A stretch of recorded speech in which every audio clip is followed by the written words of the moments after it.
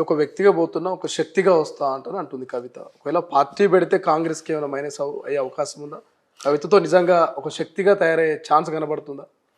ఇప్పుడు శక్తిగా తయారవుతుందా, తనే ఒక శక్తితో కలుస్తుందా అని తన వ్యక్తిగత అంశం.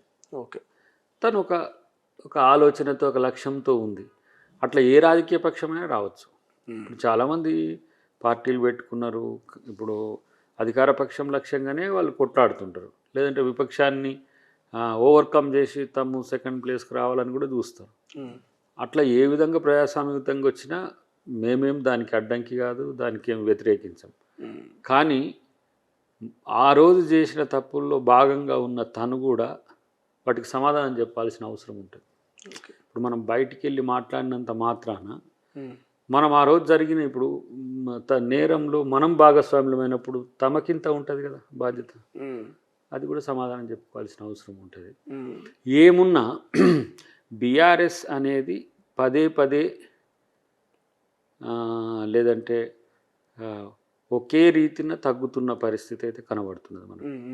అంటే డిక్లైనింగ్ అనేది నిరంతరం జరుగుతున్న ఏదో మన సోషల్ మీడియాలో మిత్రులతోనో, లేకపోతే ట్రోల్స్తోనో, లేకపోతే ఇతర కొంతమంది మిత్రుల మీడియా మిత్రుల సహకారంతోనో ఉన్నట్టుగా బతుకుతున్నట్టుగా భ్రమింపజేసే ప్రయత్నం చేస్తున్నారు తప్పితే అతిపెద్ద సవాల్ వాళ్ళకు వాళ్ళే, వాళ్ళ మధ్యన వాళ్ళకున్న అంతర్గత కుమ్ములాటలు సమస్యలే ఇప్పుడు వాళ్ళను కొంగదీసే విధంగా మనకు కనబడుతున్న పరిస్థితుల్లో మేము బీఆర్ఎస్ పతనాన్ని, బీఆర్ఎస్ యొక్క పార్టీ యొక్క నష్టాన్ని మేమేమి కోరుకోవాల్సిన అవసరం లేదు. ఒక ప్రతిపక్షంగా వాళ్ళు నిర్మాణాత్మకంగా ఉంటూ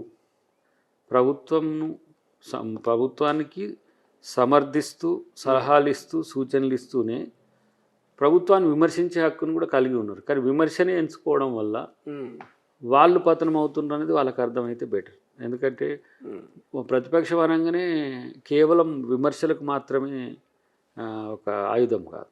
ప్రతిపక్షం అంటే నిర్మాణాత్మకమైన ప్రభుత్వంలో భాగమైన ఒక వ్యవస్థని.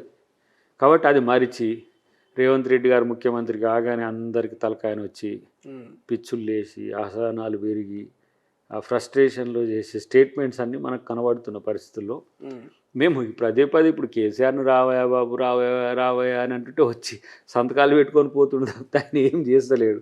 వీళ్ళకేమో పాపం వీళ్ళ మధ్యన కొట్లాట ఉంది, కేటీఆర్ హరీష్ రావు మధ్యన కొట్లాట, వాళ్ళకు ఎవరు ఛాంపియన్ అనే దగ్గర వాళ్ళు కొట్లాడుతున్నారు. వాళ్ళిద్దరు కొట్లాట మీకు లాభమే అయింది అయితే కాంగ్రెస్కి? అది లాభమే అవుతుంది. వీళ్ళిద్దరు కొట్లాటలు నేను ఎక్కడున్నా అని కవిత బయటికి వెళ్ళడం కూడా లాభమే కదా ఒక రకంగా రాజకీయంగా.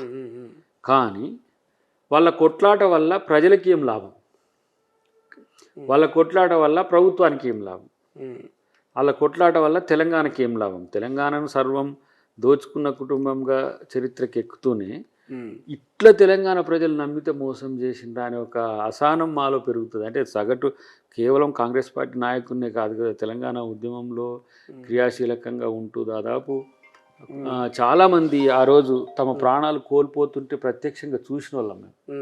ఆ రోజు ఆయన కూడా ఏడ్చిన ఆయనే, కేసీఆర్ కూడా ఏడ్చిన ఆయనే. మరి ఇట్లా ఆ ఏడుపుల మీద లేదంటే ఆ ప్రాణ త్యాగాల మీద వచ్చిన తెలంగాణను ఎట్లా దోచుకోవాలనిపించింది? ఇంతలా ఏదో బతకడానికి ఏదో కొంత చేసిండు అని అంటే ఓకే. ఒకవైపు రాష్ట్ర ఆర్థిక స్థితిని 8 లక్షల కోట్లకు దిగజార్చి ఇటు భూముల నుంచి మొదలు పెడితే ప్రతి ఒక్క రంగంలో వాళ్ళ అవినీతి ఆకాశాన్ని అంటే స్థితిలో ఉన్నది అంటే మరి తెలంగాణ మీద ప్రేమ కాదు. నేను గతంలో కూడా చెప్తుంటే తెలంగాణను దోచుకోవడానికి వచ్చిన బందిపోటులాగా దోచుకోవడం అనేది ఎవరి వల్ల అవుతుంది? తెలంగాణలో వల్ల కాదు.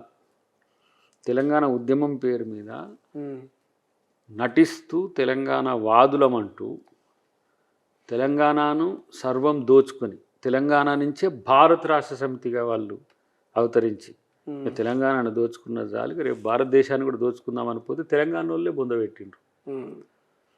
కాబట్టి వాళ్ళకు ఒకంత ఎప్పుడైనా ఒక మాటున గిల్ట్గా ఉంటుందా అని నేను అనుకుంటా.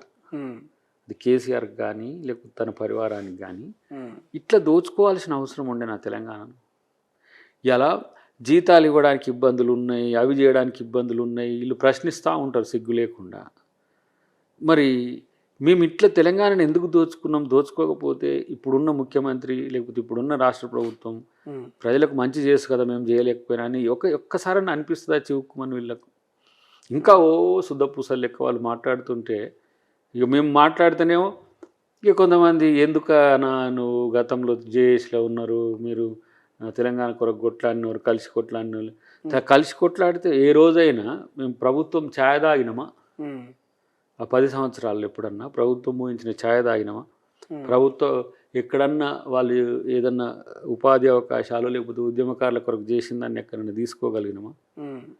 మేము తెలంగాణ ఉద్యమకారులం కానీ ఆ రోజు తెలంగాణలో ఉన్న అన్ని పార్టీల నాయకులు కానీ కాంగ్రెస్ పార్టీలో ఉన్న నాయకులు కూడా ఎన్ని కష్టాలు ఎదుర్కొన్నారు. ఇంత కష్టంతో వచ్చిన తెలంగాణను దోచుకోవడానికి అంటే ఎంత పోరాట పటిమతో ఉన్న తెలంగాణను, ఎంత ఉద్యమ చరిత్ర ఉన్న తెలంగాణను దోచుకున్న మాకు అడిగే నైతిక హక్కు ఉందని ఎప్పుడన్నా వాళ్ళకు ఆత్మపరిశీలన చేసుకుంటారా అని అనుకుంటా కానీ అదేం కనిపించదు. అలాంటప్పుడు కొంచెం ఆవేశం వస్తుంటుంది. వచ్చినప్పుడు తిడుతుంటే టీఆర్ఎస్ వాళ్ళు కూడా చేస్తుంటారు. చేసి టీఆర్ఎస్ అని ఎందుకన్నా మళ్ళీ బీఆర్ఎస్ ఇప్పుడు వాళ్ళు టీఆర్ఎస్ మళ్ళీ వస్తారో రారో తెలియదు కానీ వాళ్ళు అంటుంటారు. అంటున్నప్పుడు నాకు అనిపిస్తుంది ఏంటంటే వీళ్ళు కేవలం రాజకీయం కోసం ఒక ముసుగుతో వచ్చిన పార్టీగా వచ్చింది తప్పితే తెలంగాణ సోల్తో లేరు. ఇలా తెలంగాణ ఇచ్చిన సోనియా గాంధీ తెలంగాణ అభివృద్ధి కోసం తెలంగాణ తన రిప్రజెంటేటివ్ ముఖ్యమంత్రి గారి నుంచి మొదలు పెడితే ప్రతి ఒక్కరిని ఎమ్మెల్యేలు సర్పంచ్ల వరకు ఏ విధంగా రేపు ముందుకు తీసుకుపోతుందో మీరు చూస్తారు. వాళ్ళైతే కనీసం ఎమ్మెల్యేలను కూడా పట్టించుకోలేదు, ఎంపీలను కూడా పట్టించుకోలేదు. వీళ్ళు 4-5 ఇప్పటికా 4-5 ఉన్నారు. దాంట్లో ఒకళ్ళు మిస్ అయ్యిండ్రు, కనబడని 2 ఎప్పుడు ఉంటాయి. వీళ్ళు మళ్ళీ 4 ముగ్గురు అయ్యిండ్రు. మళ్ళీ వీళ్ళే ఫోర్ ఫ్రంట్లో ఉంటుండ్రు, ప్రతిపక్షం పాత్ర పోషిస్తూ ఉన్నారు. అధికారంలో ఉన్నప్పుడు దోచుకోవడం ఎందుకు, విపక్షంలో ఉన్నప్పుడు వచ్చి ప్రశ్నించే పరిస్థితి ఎందుకు? అదే ప్రశ్న మీకే వస్తున్నది, మీరు అడిగిన ప్రశ్నే. కాబట్టి ఒక ప్రతిపక్షం లేకపోవడం అనేది తెలంగాణ ప్రజలకు జరిగిన నష్టమే. మేమే ప్రతిపక్షం పాత్ర పోషిస్తాం, మేమే అధికార పక్ష పాత్ర పోషిస్తాం. అసలైన తొలి వెలుగు. ఫాలో వాట్సాప్ @తొలి వెలుగు official.